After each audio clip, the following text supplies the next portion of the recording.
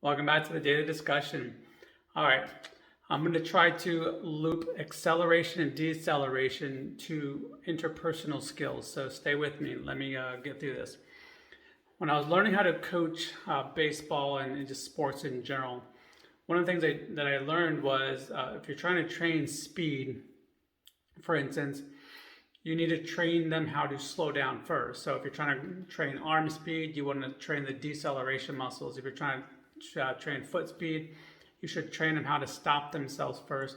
And the same goes for like basketball. If you want to learn how to jump higher, you start by learning how to land, because your body is set up to not do what it thinks it can't stop itself from doing safely.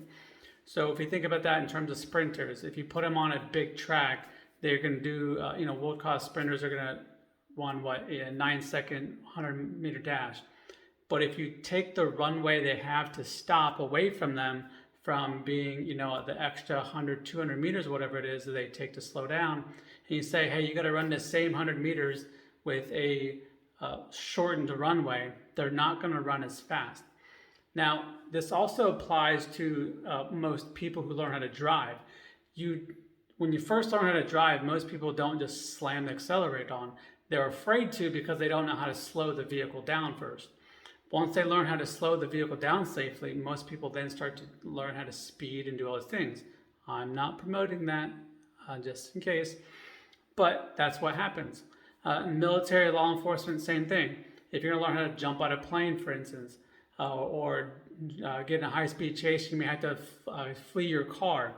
They teach you how to land safely to a certain extent from those things first, so that you feel more comfortable doing the action itself. So how does this equate to mental skills for life? Well, have you ever thought about the fact that more and more people are less likely to commit to something? And I'm curious if it has something to do with the lack of ability to decelerate or de-escalate from situations. They don't know how to exit things. They don't know how to slow down from a fight. They don't know how to get through those moments because they don't have those skills to decelerate or de-escalate a situation. So by learning these skills, they can then go and do something at a more intense level, which means they can commit to something and stick with it because they're no longer afraid that they can't get out of it if they get to a point to where it's no longer beneficial.